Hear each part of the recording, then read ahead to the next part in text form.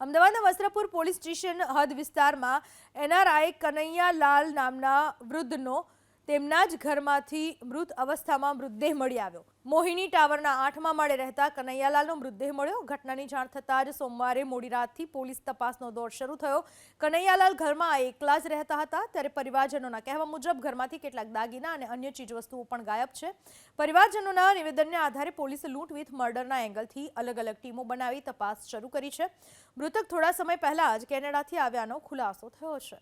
Dead body મળેલી છે એનું આપણે ફોરેન્સિક સાયન્સ તરફથી પીએમ કરવાનું હાલ પ્રોસિજર ચાલુ છે અને અલગ અલગ ટીમો બનાવી અને હાલ વસ્ત્રાપુર પોલીસ સ્ટેશન આ તપાસ ચલાવી રહી છે। હા, અત્યારે તો અમે એવું માની રહ્યા છીએ કે લૂંટ વિથ મર્ડર હોઈ શકે અને પીએમ નોટ આવ્યા પછી પીએમ નોટનો રિપોર્ટ આવ્યા પછી અમે ચોક્કસ તારણ ઉપર આવીશું, પણ હાલ ઉચ્ચ અધિકારીઓની સીધે સુપરવિઝન આની તપાસ ચાલી રહી છે।